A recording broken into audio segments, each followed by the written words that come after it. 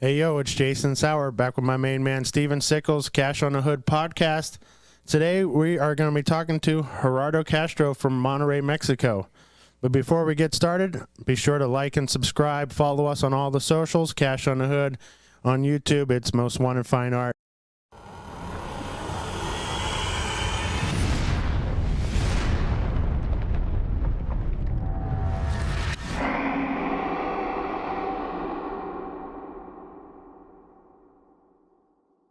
So Gerardo helps us with the video portion of that YouTube of the podcast. So we flew Gerardo in from Monterrey, Mexico. So say hi, buddy. Hi, everybody. So I flew from Monterrey, Mexico to Pittsburgh just to be in this special episode. This time trying to drive a car and not get stuck and not being the Minuteman, the first out. So let's hope that doesn't happen. And yeah, I would like to be the winner. I mean, that would be awesome to be the first international winner on this. Well, that would be great if you're the first international winner. So you're sitting next to Steven Sickles, who's a consistent winner, except for last night. Yeah, I didn't do so well last night. Didn't have a good car. You look good doing it, though. We're rooting you on from the corner of the pit there, Steven. Yeah, the car was wrecked previously, and I wasn't able to fix it the way I'd like to, so it didn't hold up very well. Well, we have some more Demolition Derby today, as Gerardo just said. He's going to be running that 89 Cadillac that he was the first out last year. Last year, we were partying in the parking lot with his Cadillac, and we had the air conditioning running and the radio on, and we somehow ran the battery dead. Yeah, and there was a mixtape over there, so I just let it go. So this year, once we got here, we just went ahead and smashed out that air conditioning. It's all business this year. We aired up the tires to 40 pounds. This guy's ready to go. So, as you know, the podcast is Art, Hustle, and Demolition Derby. If you listen to episode 1 and 2, you heard about Steven and his life experiences, and as his dad said, thanks a lot for speaking highly of him.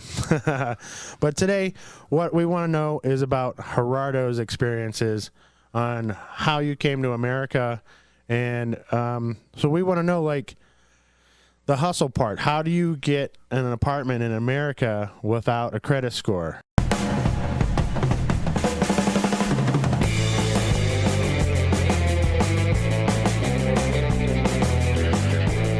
Yeah, I think I can start my story telling you guys what I do for a living. So I do the testing of the software that you use usually in your computer. So I work for testing, and I test the application on, let's say, I don't know, the application that the person uses in a car company, an insurance company, or any other kind of stuff. So I was in Mexico. I had this. I was in this company, and somehow the project just ended up. So it ended, and I was laid off. So looking for some opportunities, I go back to my an old company where I was, and they were saying, like, okay, you're welcome to come back. The thing is that we only have positions in the U.S. and I'm living in Mexico. By that time, I had only traveled to the U.S. one time to visit a client's office, and I really didn't know how all this works. So I discussed this with my wife, and I was like, okay, they have a position in Chicago, so what do you think? Should we go or not? If we don't go to Chicago, I will need to find another company, and that would be a struggle for at least 2-3 months more. So at the end, we decided to go, and I didn't know anything about the city. I haven't been there. Even, you can see Chicago in the but it's not the same. I mean, even the city is not the same that the ones that they are projecting in Is Chicago bigger than Monterrey? I think it will be the same because it's because actually all metro area of Chicago, it's Same as Monterrey, that we grow to the sides instead of vertically. But it gets you. It is kind of intimidating when you go to downtown and see all those buildings really, really high, and all the travel time that I had to expend in going from the apartment that I get, which is something that I'm going to explain later. I was an hour and a half in the subway. Using subway, I was 1 hour and a half from my house and the office where I was working. That's terrible. Daily, I was spending 3 hours of my life just traveling. That's incredible. Yeah, that was horrible in that part, because I ended up really tired, and my daughter had 2 years old, so it was difficult in that moment. So you brought your wife and your newborn child to America, not knowing anything about it. not knowing anything about it. Can you imagine that, Steven? It's brave. It really is brave. Yeah, I'm scared of Chicago. Yeah, I would not say brave. I think I should have done my homework better. But yeah, at the end, I think that is the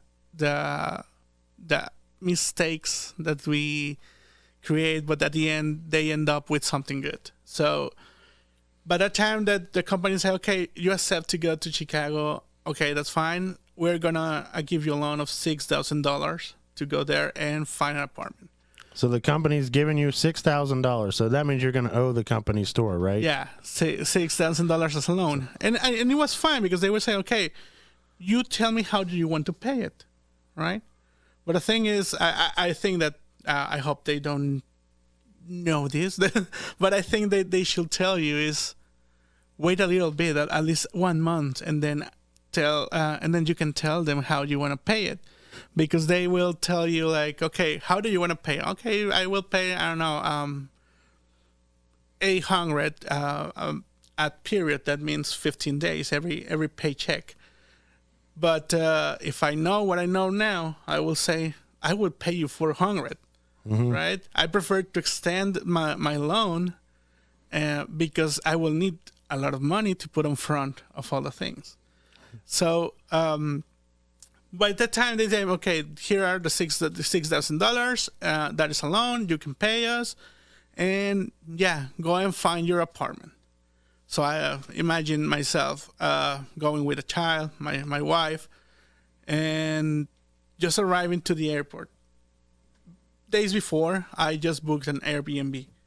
I booked it for 3 days because I said, like, okay, the first 3 days is going to be scouting, to find something else, and maybe, I don't know, to get a hotel room or something like that. To be honest, I didn't think about it after the 3 days. I said I figure it out over there, because to be honest, they don't want to give you any information if you are not in there. I was calling the people. I was calling the searching for instance, in Zillow and all the kind of stuff, and I was calling like, okay, I'm going from Mexico to Chicago. I need to know more information regarding your apartments. And they were like, are you here? No, not yet. I want to be next week. No, I cannot tell you anything. And I was like, why? I just asking for information. I'm just asking you to already sign a contract, right? And so by the time I said, okay, let's go. Airbnb, 3 days only. And let's see what else, what we can do. I get in contact with one coworker, and she said, okay, you can stay in my basement a little bit, at least 5 days. So you can have a chance to look for something else. You took your wife and baby to a coworker's basement? Yeah, and I didn't know that coworker before. Oh my gosh. So can you imagine this, Steven? This is like just crazy. How do we get here? Yeah, definitely. Yeah, so I kind of trust her because we're in the same company and I know the values that they have in the company. But at the same time, I was scared of doing all this stuff. But is the basement or is nothing? And I have a child right now. So I was like, okay, let's go. And in that time, I was looking for apartments. And now that I was there in Chicago, I make some appointments, and they were asking me like, okay, do you have your social? And I was like, not yet. I already put the papers for the social, but they will take 6 days to give me the number. Wait a second. You get a social security number when you move here from Mexico? Yeah. The government of the United States gives you a social security number. Yeah, that social is only for work. So you can pay taxes. Yeah, exactly. That's what they that want. makes sense. Okay. Yeah, I don't know anything about this, so you know what I mean? Yeah, they facilitate a way to you to pay them. That's what they're doing. What's the 3 numbers? What's the first 3 of the social? I don't remember. Oh, come on. I'm going to get all 9 here. All these. Yeah, I don't remember. I can look for it later. I don't know. Yeah, I'm not sure if it's 701. I'm told that the first 3 numbers is like a location. Location. Maybe, I'm not sure. Not familiar. Yeah, that's how, like, you know, so what was yours, like a 1917? 167. Yeah, because we were born in Pennsylvania. Yeah, that makes sense. I think mine is 701. Something like that. I don't remember. I'm not sure. Yeah, it's 7MM, Monterrey, Mexico. 7 Monterrey, Mexico. Yeah, so it was a 6-day delay on the Social Security, and it was like, no, I cannot rent you if you don't have a security number. Okay, the 6 days passed, and I went to another guy, and he was like, okay, yeah, you have the security number, but we are going to do a credit check. And they did the credit check, and you don't have credit score. You've only had a number for an hour. I just told you. Yeah. I just told you. I just arrived, and I just have the security number now, but I don't have any credit score. And how do I get credit score? You need a credit card. Okay, credit card. I asked him, you need a credit score. So how do I get that credit score? So at the beginning, it was like that difficult, and they didn't want me to rent until I found this guy called Ruben. He was also from Mexico. He was from Sinaloa. And he's like, yeah, I came here as a child, and now I live in Chicago. I will talk to the people, and he interfered with, for me, to the people, the owners of the apartment, because they were asking again for the credit score and all that stuff. So he talked to them, and he was like, okay, give him an opportunity to have an apartment. He have a child, and he is not able to get anything because of the same thing, right? The credit score, and basically no history in the United States. And okay, the owner say, okay, it's fine, but he will need to give us 3 months in advance. 3 months. 3 months. And in Chicago, that was, I was going to be paying $1,200 for that apartment. And that apartment was in Melrose Park. That was like an hour and a half to my office, and I say, I don't have anything else. Okay, that's fine. So I put on front the 3 months for that apartment, and then you realize that, hey, I don't have even a dish, a fork, or a chair. I don't have anything. So I get the apartment, but I don't have anything, even a bed. That's tough. You moved here with just what, a backpack? Yeah, and a wife and a baby. We bring six bags from Monterrey, but we know that we're not able to bring anything. I mean, we were flying, so I will not be carrying like a chair over the plane. So you had to do 3 months rent. Did you do a security deposit too? Yeah. How what do you do to your tenants, Steven?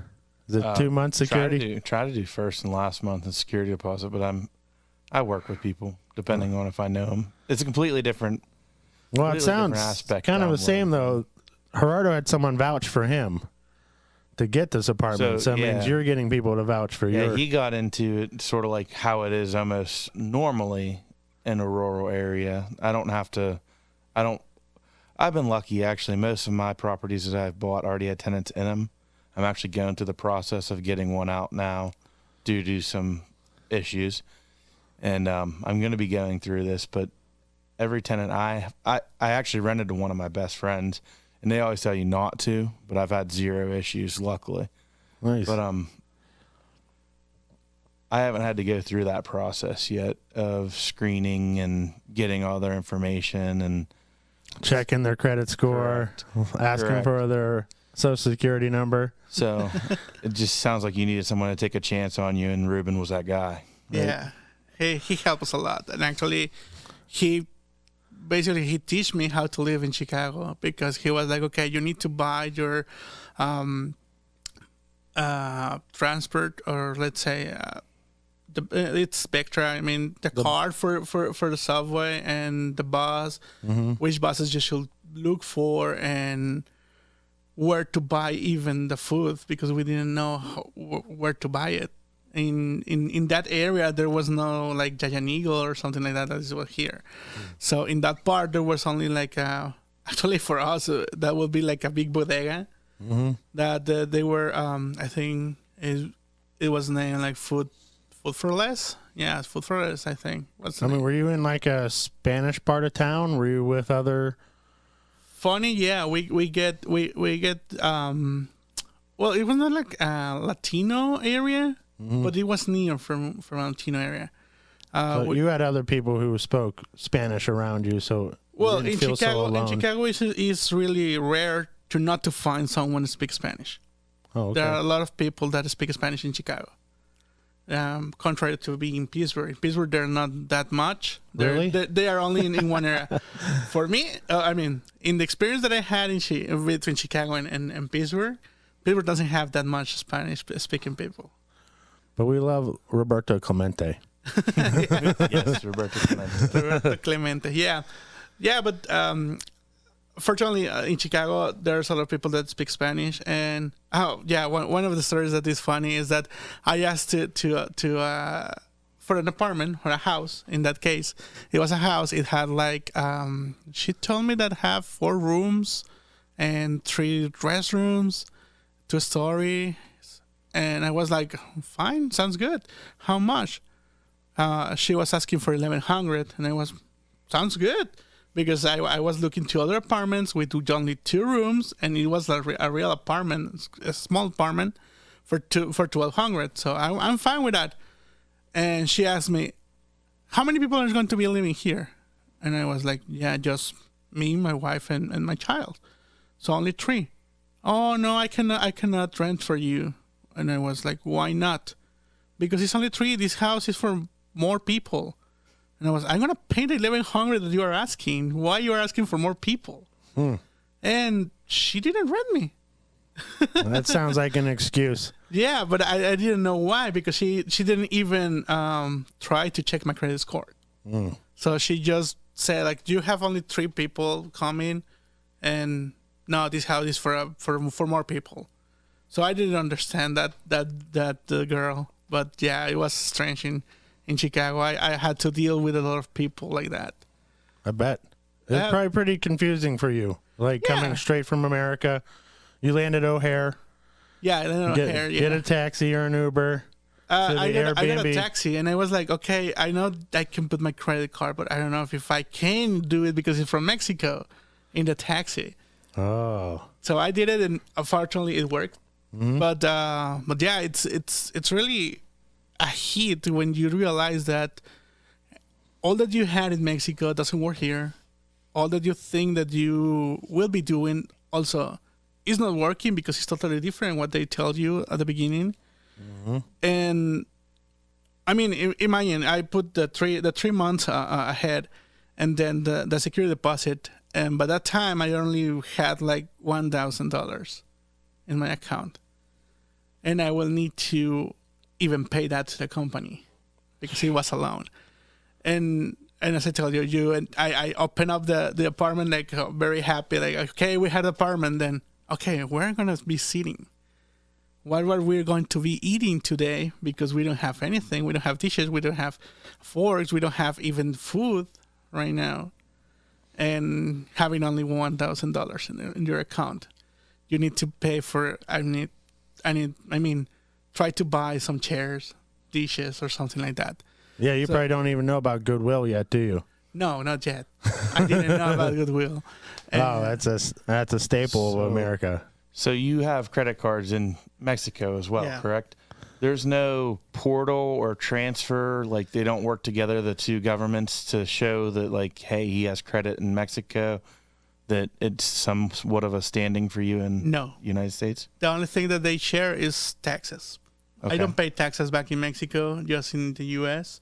if I work in the U.S. Okay. That's the only thing that they share. And actually, even buying something with a credit card from Mexico is really expensive because they charge you the exchange rate. Does Mexico work off a credit score for if you were to try and get a loan, or No, actually, we don't have credit scores in you Mexico. don't have credit scores? We have something similar, but it's not that public, let's call it. Okay. And at least for renting a house or an apartment, we really don't check that. So it's kind of different way. It is starting to get there. So they're trying to copy the same system that we have, that you guys have here, but it's getting there. We are still no form of communication between the governments for credit. No, not at all. 'Cause Steve and I are going to be coming to Mexico, so we're listening to you, figuring out what we're going to need when we get there. Yeah, we're going to need you're going to be our Ruben. Yeah, They have Airbnb. it will be easier for you guys. At least you know me right now. Mm-hmm. When I arrived, I didn't know anyone. And you were paying a mortgage on a house in Mexico, so you were double paying. You didn't have an apartment. You didn't have anyone living in that place. Yeah, I live by house, and actually, I was paying the house at the same time that I was doing the rents over here and trying to live here. That's incredible. Now, your story takes a heck of a turn here 3 months in. Yeah. So let's pause right there for episode 2. What do you think about that? We'll make the turn? Yeah. All right. We're good? We should keep... All right. Let's get a little more. I wanted to leave a teaser there, leave it hanging for episode 2, what happens to you. But how about you set up what's going to happen to you here in Chicago? How all of a sudden your fortunes change. Well, I don't know for good or bad, but good because you finally met us. But yeah, so can I start with the whole story? Yeah, go ahead. Okay.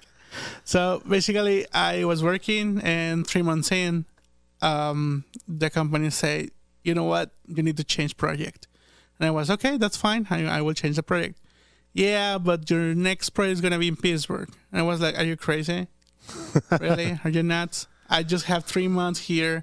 I had to pay on front the 3 months. The contract on the leasing, on the rent of the apartment was 1 year. And if I get out before that year, I need to pay the whole year. And he was like, there's no other thing that we can do here because the project just ended up. So you need to go to Pittsburgh for your next project. And I was like, they're going to be mad because of all the owners of the apartment, right? Because they trust me to be there. And now I'm going to say, okay, I'm leaving. So I tried to, the company, the good thing is that the company step up and say, okay, no problem. Just tell me how much we need to pay for that apartment, and we will pay it. So that was the change, and I was like, okay, that's a relief. I will not be I will not be paying like the $12,000 that was left to pay for them. The thing is that they will take like 10 to 15 days to pay them, and these guys wanted like right now. And I was, okay, I already told you I need to move. I'm going to pay it, but I'm going to pay in this day. And they were like, no, we need the money now. And I can't. I don't have the money. My company is going to pay for it. That's for sure.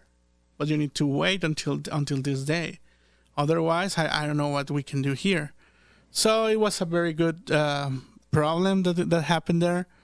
But that I get in contact with the people here in Pittsburgh in my project, and they say like, okay, how much are they asking? I was like $12,000, and they was like, okay, that's a lot of money.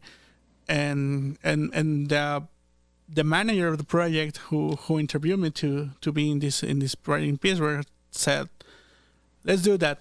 tell them that you're going to give it right now 4,000, and the rest in the day that we tell them that is will 10 days from now. And that's what I did. And this manager took the money from out of his pocket and gave me the money for me to me to pay that $4,000. You got lucky.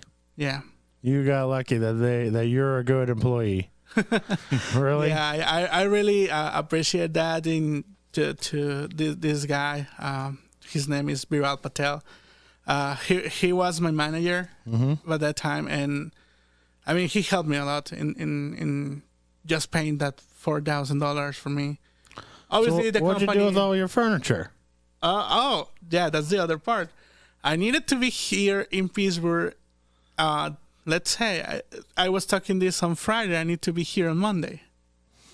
And I was like, I need to move all this stuff. And he said, like, just leave it there. I can't, dude. I don't have any more money. I just bought it. And he said, okay, that's fine. Let's do this. Talk to the owners and basically just leave 1 week. Come here, talk to the client, and the next weekend, you can bring your stuff. And I was like, okay, I bring my stuff to where? Because I don't have an apartment here. So all over again. Exactly. Starting all over. All over again in 3 months. But he has a credit card now, right? Right. Oh, and you have a Social Security number. Not that much. We don't have that much a credit card. All right. That's all right. Let's leave it there. Okay. Let's leave it there. All right. So that was episode 1 with Gerardo Castro and our main man, Steven Sickles, the world champ. So we're going to come back for episode 2. And again, I appreciate you guys listening all the way through. Like and subscribe. Go to Gerardo Castro. Where are they going to find you? Yeah. Through Jason. Cash in the Hood is fine. I work in Cash in the Hood, doing all those graphics. And I don't have a channel yet. I should work for my channel. Yeah, but I have a lot of work with Jason, so I don't have the time to do my work. Oh, boo. All right, where are they going to find you at, Steven Sickles? It's Sickles911 on TikTok or Steven Sickles on all of their platforms. The world champ. All right, and salute Brian Cottington and his podcast. What's the name of it again? The Cinema Psycho Show. You want to check out Brian. He's got 300 episodes. He's talking about movies. So we salute Brian helping us engineer this project over there. Actually, I heard some of the episodes. They're very good. Fantastic. All right, we're going to take a little break, and I hope you guys listen to the next episode of Gerardo and Steven. Thank you.